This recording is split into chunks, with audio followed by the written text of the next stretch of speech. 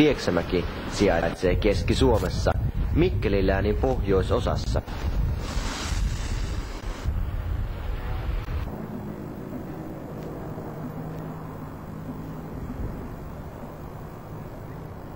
Kaupunki on noin 15 000 asukkaan kaupunki, joka haluaa esittäytyä messuyleisölle puistokaupunkina.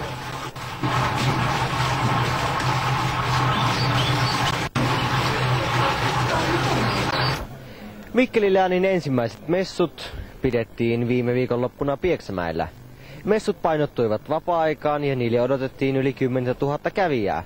Messujen järjestäjänä toimii Pieksämäen nuorkauppakamari ja niiden suojelijana toimii maaherra Uki Voutilainen. Vaikka messujen viralliset avajaiset ajoittuivat kello 11, messukulku lähti kaupungin talolta 10.30, jossa maaherra Uki Voutilainen matkasi hevosajoneuvolla messualueelle. Muu kulkue muodostui maastoajoneuvoista ja puolustusvoimien miehisten kuljetusvaunuista.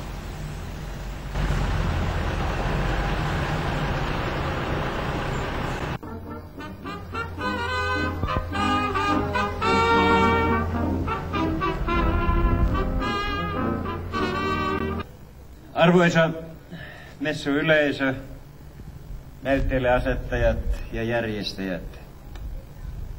Aikamme itsenäisessä Suomessa sen viimeisinä vuosikymmeninä on eletty voimakasta muutoksen aikaa. Voisi sanoa, että on tapahtunut jopa yhteiskunnallisten olojen vallankumous entisiin elämän olosuhteisiin ja aikaan nähden. Muutoksen menneestä taakse jääneestä ajasta herkimmin havaitsee omien kokemustensa pohjalta vanhempi sukupolvi.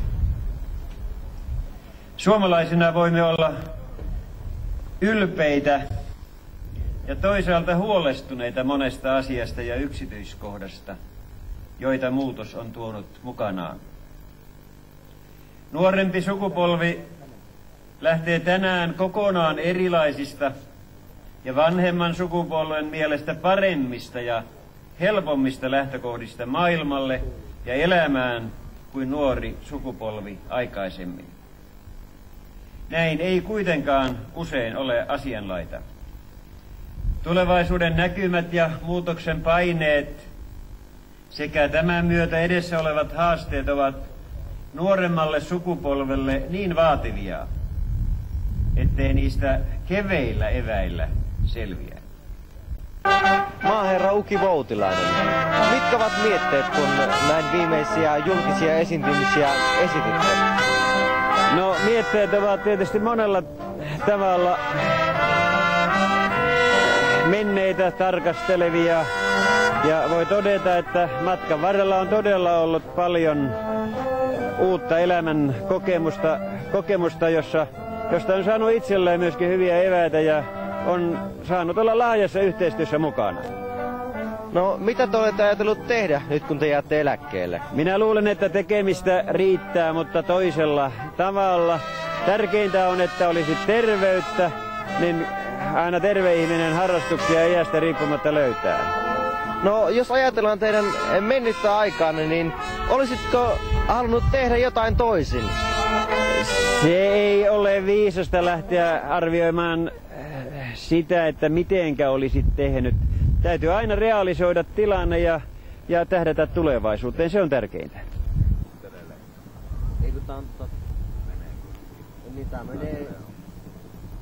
Messuilla olleesta kalustonäytöksestä vastasi Savon prikaati.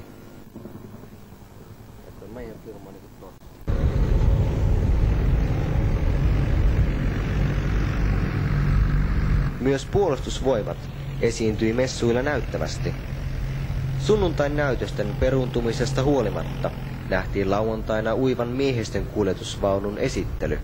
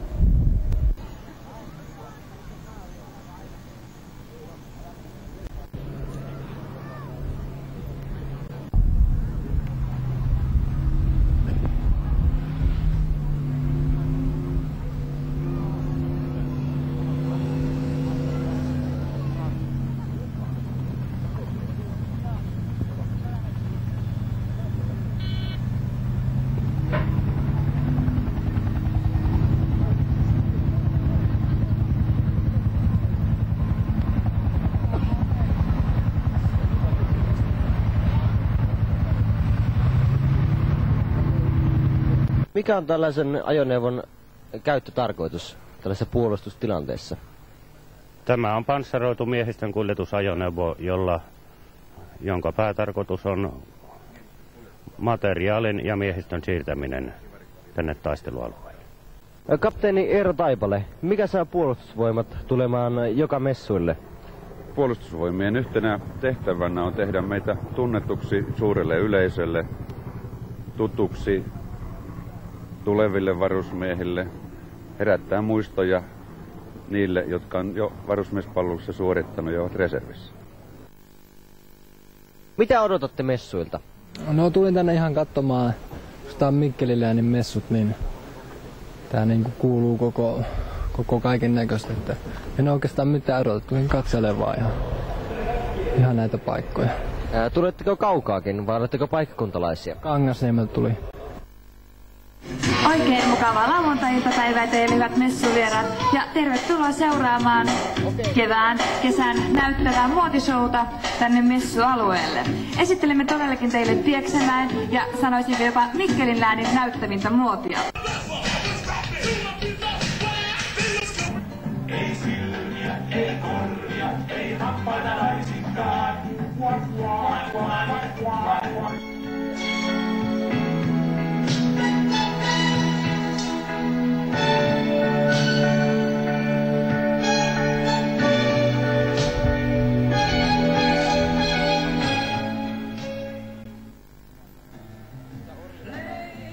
Hameen helmahan voi tänä kesänä olla ihan minkä mittainen vaan. Nuoret tietenkin suosivat hyvin paljon minimittaisia, mutta yhtä hyvin nilkkoihin ulottuva maksimittainen hamekin on muotia. Ja kaikki siltä väliltä tietenkin on sallittua tänä kesänä. Messuilla esiteltiin monipuolisesti kesän uimapukumuoti, unohtamatta kuitenkaan juhla-asuja.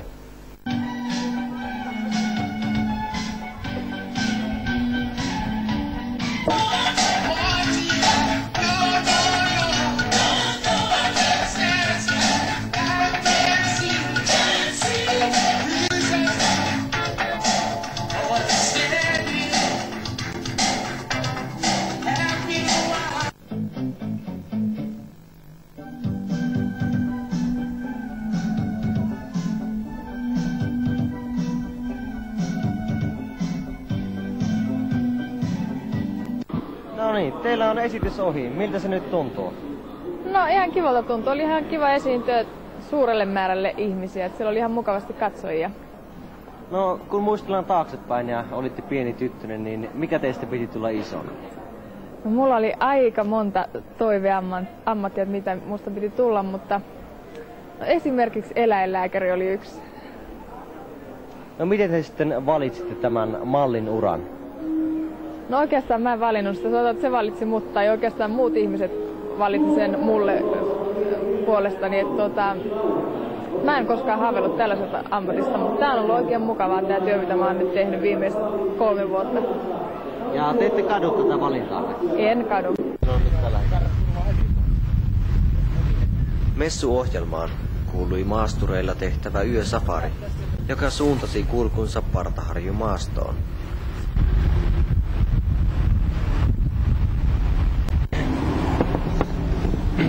Päivää! Päivää! Mikä saa ihmisen lähtemään yöksi metsään ajelemaan autolla? No tää on ehkä sellaista seikkailua tavallaan, mitä vielä näköjään laillisestikin saa tehdä, niin täytyy lähteä mukaan kokeilemaan. No, onnea vaan matkaan! Kiitoksia!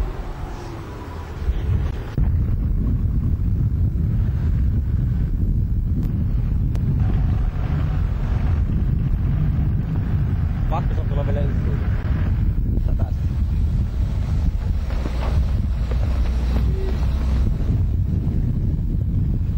Hei! Onks Iiris manuaalilla? Ei. Otetaan peili lopussa siihen. Okei, pistä poikki. Gracias, gracias, gracias. Amigos, amigos, ¿cómo estáis? Está bien, está bien.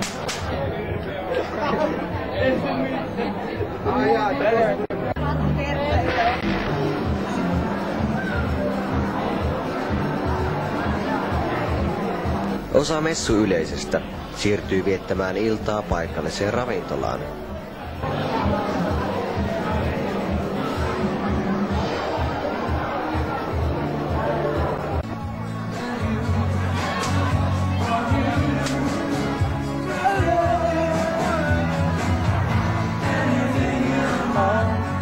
Millä tavalla tällainen teemailta eroaa normaalista diskoilloista? No, se on nyt periaatteessa mulle tietysti ihan sama. Tää on mulla 21 vuodessa. Mä oon Suomen ensimmäinen kiertävä tiskiukka ja ollut paljon eri kiertueilla mukana. Ollut Danny Sousa, on Hurricanessien kanssa tehnyt suomalaisten bändien kanssa, tehnyt tällaisia teemahommia. Mä tein mielelläni tietysti, joka liittyy tähän työnkuvaan, niin jos siinä on teema tai sitten ihan olla reaaliajassa, niin kyllä ne on niinku ihan kivoja diskoiltoja. Joo, kiitos, hyvää illanjatkoa. Tässä vieressäni istuu intiaanipäällikkö ja niin sanottu istuva härkä. Mitenkäs te olette eksyneet tänne valkoisten maille? Tuli savuviesti. Savuviesti tuli kaukaa valkoisten mailta. Mitenkä tällainen ilta on teille mennyt? Kiitos. Hyvin, niin kuin ympäristöstä näkyy. Ja aiotteko olla täällä rauhanpiippun polttamiseen saakka? Minä luulen, että aion. Kiitos. Hyvää illan jatkaa. Joo.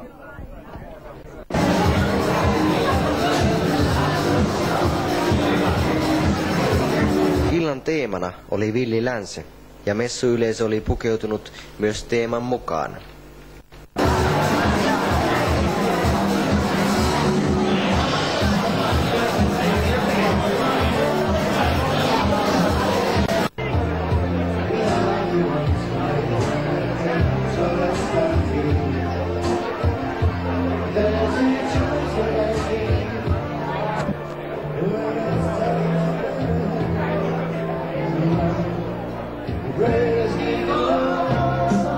Iltaan kuului myös parhaan puvun valinta, jonka voitti Kaktus Joukkio.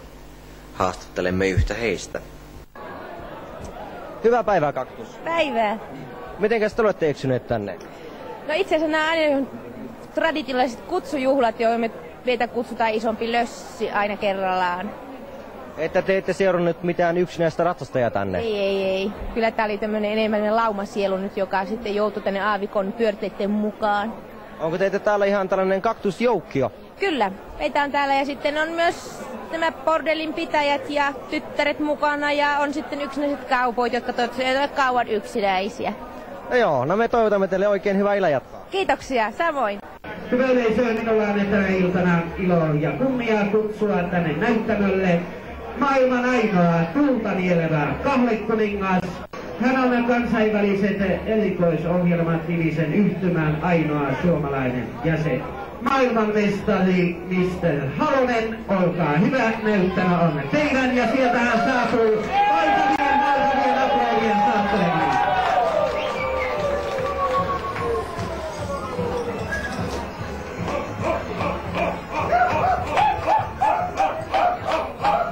Hyvää iltaa, hyvät naiset ja herrat. Ennen tämän seuraavan ohjelman alkua haluaisin joukostani yhden vapaaehtoisen avustajan.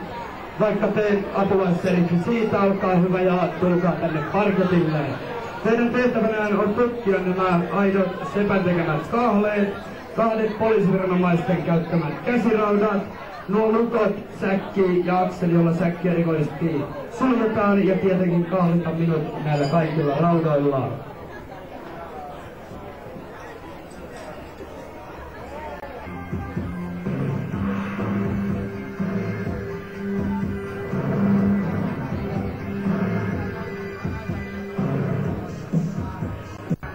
Näin kiitoksia avustajalle huolellisesta työstä.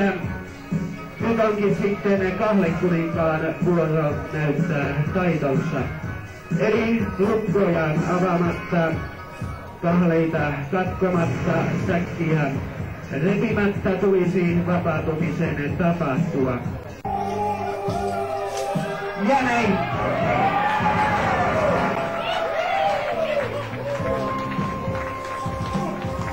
Vapautuminen kahleista on tapahtunut ja kuten näette, Kaikki vahleitalat täysin ehjät, ulkoot edelleen kiinni, säkki ehjät. Jos tämä äskeinen avustaja vielä vaivautuu, hän saa käydä läpi kaikki vielä nämä välineet, ettei todella tässä mitään vilssiä ole esityksen aikana päässyt tapahtumaan.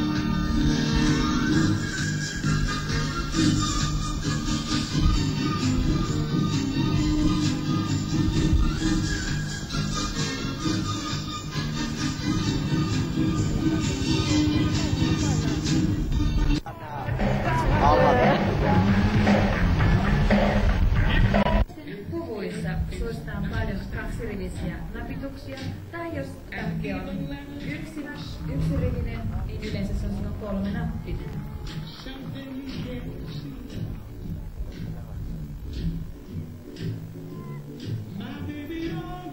Mikä toi teidät tänne messuille? No lähdettiin katsomaan vaan. Mitä täällä nyt on? Oliko täällä joku erityinen, mikä kiinnosti teitä? No se maasturia täällä piti olla, mutta en tiedä onko sitä täällä, mikä se Amerikasta piti tulla. No, oletteko te aivan paikkakuntalainen vai tuletteko muualta? En oo paikkakunta. Ristiinasta. Täällä tyylikkään näköisen. Mikä toi teidät tänne messuille tänään? Mielenkiintoista katsoa, että minkälaista on esitteillä Pieksämäeltä. Oletteko aivan paikkakuntalaisia vai tuletteko muualta? Olen paikkakuntalainen. Maamme ainoa savusukelluskoulutukseen käytettävä auto on hankittu ensimmäisenä Mikkelin lääniin.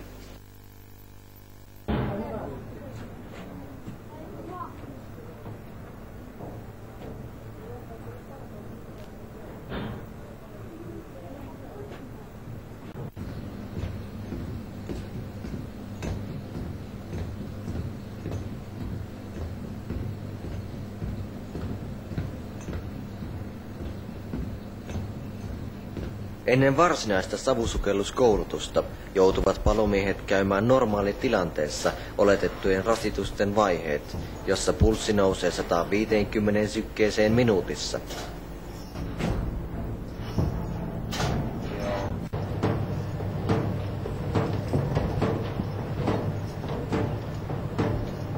Minkä takia Mikkelin lääniin hankittiin palomiesten savuharjoitusrata?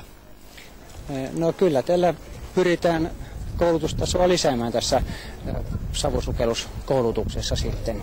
Ja tämä on ollut Mikkelin läänissä tällaisena ajatuksena hankkia lääniin tällainen rata lähinnä siinä mielessä, että nyt tämän radan tiimoilta niin pääsee useampi kunta hyödyntämään näitä savusukelluskoulutustarpeita.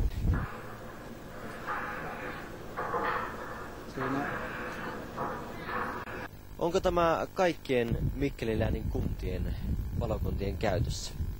Tämä on kaikkien läänin kuntien palokuntien käytössä ja tarkoitus tätä rataa on kierrättää sitten jokaisessa kunnassa, jos kunnan palokunta sen katsoo tarpeelliseksi tuoda oman paloaseman tuntumaan, niin se tuodaan sitten sinne.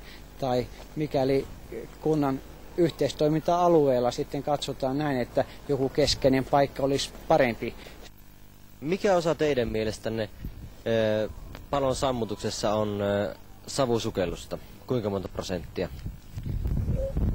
Lähes jokainen tulipalotilanne edellyttää savusukeltajan käyttöä, koska jo tilassa oleva palo niin saattaa ja synnyttääkin yleensä myrkyllisiä savukaasuja, jolloin sammutusmiesten on syytä turvautua paineilmalaitteiden käyttöön tällaisessakin palossa, jolloin vältytään sitten myöhemmin ennenaikaiselle eläkkeelle siirtymiselle ehkä. Kuinka monta tällaista vastaavaa autoa on Suomessa? Näitä vaunuja on tällä hetkellä ainut tämä Mikkelin-läänissä oleva vaunu. Paljonko tämä auto tuli maksamaan? No, tämän vaunun hinta on noin 1,5 miljoonaa markkaa.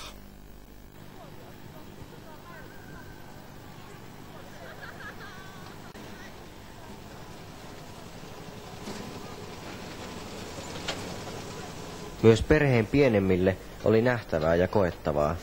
Muun muassa messujuna, joka kiertelee messualueilla molempina päivinä.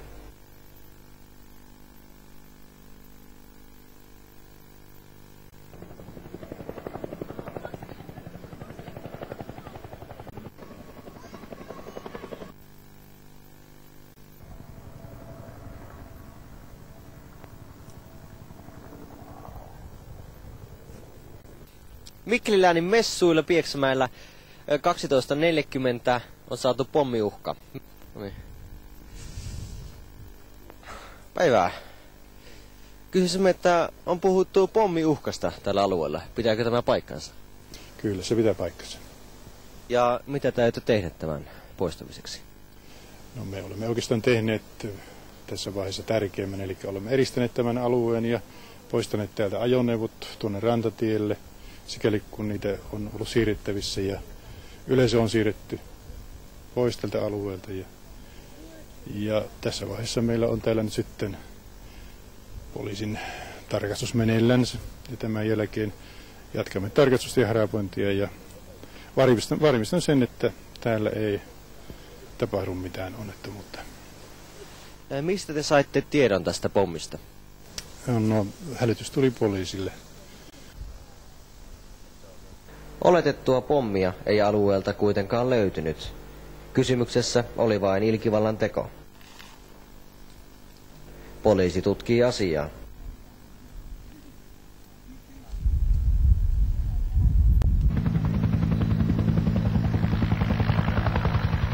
Messuyleisö sai nauttia Jyväskylän laskuvarjokerhon järjestämistä hyppynäytöksistä. Kovasta tuulesta huolimatta hypyt voitiin suorittaa molempina päivinä. Sieltä tulee 5-7 hyppääjää.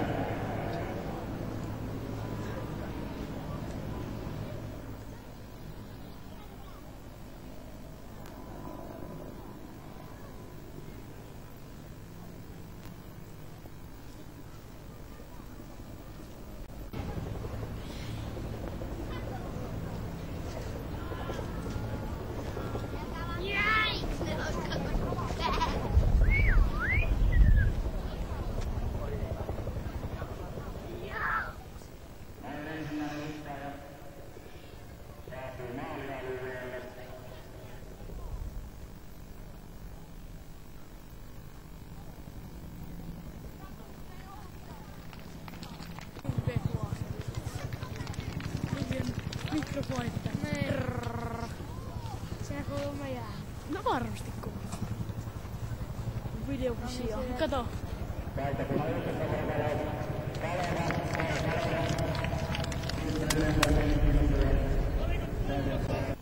Anttolainen Markku, mikä panee miehen hyppäämään? No, vapauden tunne. Se on erittäin hienoa. No, miltä se tuntuu lentää tuolla vapaana ilman varjoa, ennen kuin varjo aukeaa? No se on alussa, se ehkä on sitä, että siinä tulee semmoisia ajatuksia, että se ei se lennä, mutta sitten kun tuo hyppää enemmän, niin se on tosiaan, siellä vartalolla pystytään lentämään erittäin hyvin.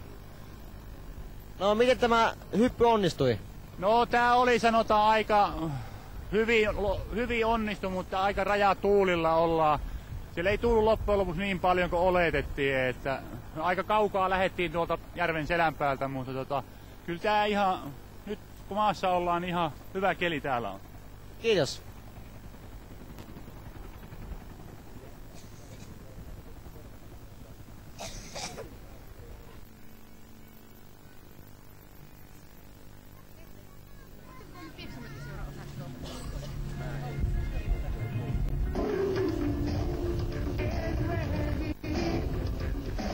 Messualue sijaitsi Pieksämäellä, paremmin tunnetun Hiekanpään kentän ja Hiekanpään rannan alueella, rajoittuen lukioon ja urheilutaloon.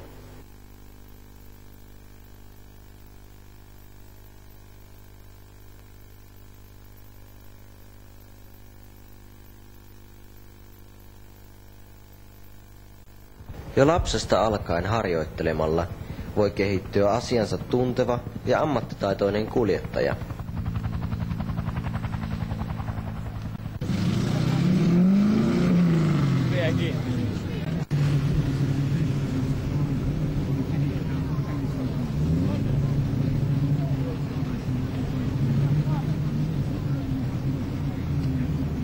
Maastoautojen esittelyssä esiteltiin maastureiden erilaisia ominaisuuksia eri luonnon olosuhteissa.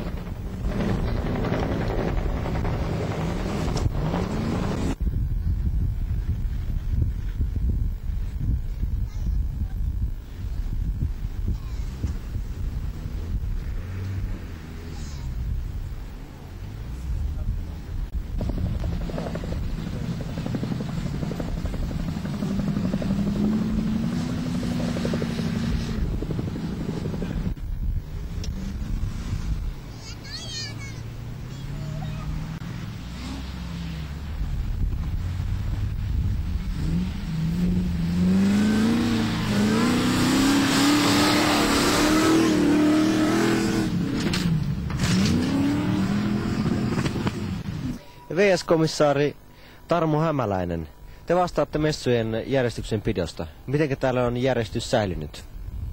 Tämähän on mennyt oikein mukavassa messuhengessä. Meillä ei täällä oikeastaan järjestyksenpito-ongelmia ollut minkäänlaisia. Meillä on täällä oma osastomme, kuten näette, ja tällä osastolla myöskin minä olen sitten touhunnut. Eilisessä päivänä oli se eräs tapaus, josta keskusteltiin jo eilen, ja voi sanoa sillä tavalla, että siinäkään ei mitään tapahtunut muuta kuin tehtiin tämä poliisityö, eli etsittiin sitä ilmoitettua pommia ja tätä oletettua pommia ei todella löytynyt ja siltä osin tilanne on ihan kunnossa.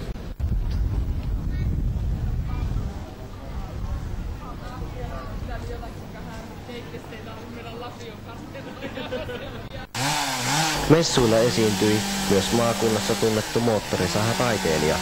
Hän valitsee aiheensa luonnosta ja luonnonmukaisista materiaaleista.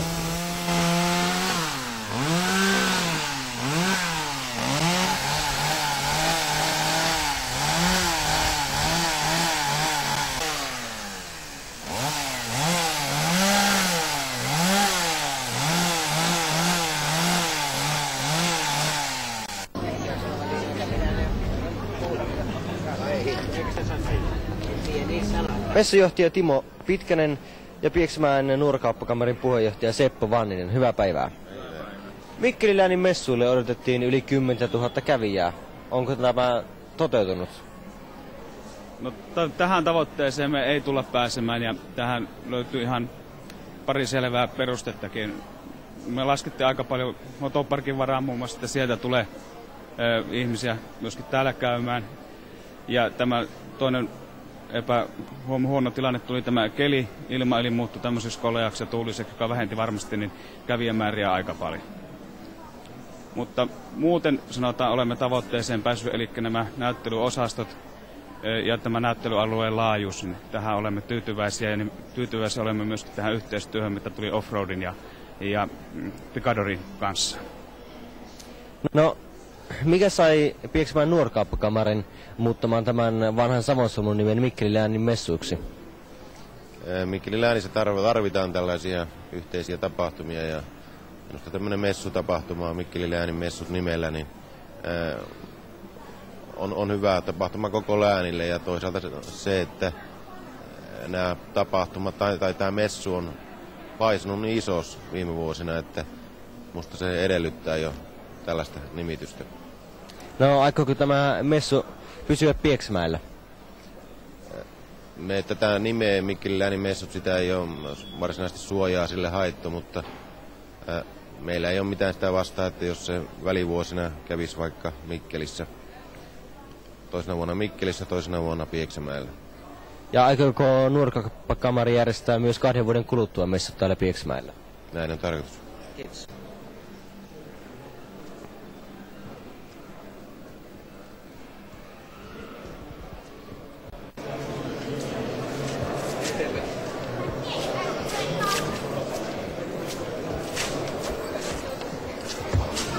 Ovatko messut vastanneet odotuksianne?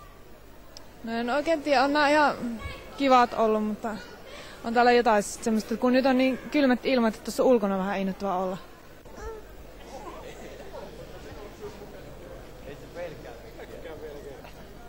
No mitä kivaa kaikkea sä oot nähnyt täällä? Serkosteltat ainakin. Mitä te toivotte näiltä messuilta? No uusia kokemuksia ja näkemyksiä tietenkin. No onko messu vastannut odotuksianne? No vasta aloitin niin kuin kierroksen, että en osaa siihen vielä sanoa. Vastasivatko messut teidän odotuksianne? Joo, kyllä. Tässä ihan riittävästi ollut. Joo, kyllä se mitä mä halusin katsoakin, niin oli se. Ei. No ei ollut mitään odotuksia. Ihan hyvät messut. Vastasiko messu odotuksianne? Kyllä, ihan täysin. Kyllä se oli paljon nähtävää ja paljon arpalipukkeita, mitä täytyy. Mikä oli mielestänne paras osasto? No kyllä mä tuohon armeijaan että siinä. Niitä oli niin monta hyvää, että vaikea sanoa. Mikä oli teidän mielestänne paras messuosasto? Tuo näytös tuon rannalle. No se oli tää käsitöitten. Te kaipaan mitään lisää? Parempaa säätä. En osaa sanoa. Kiitos. Kiitoksia. Se siihen mikrofoniin.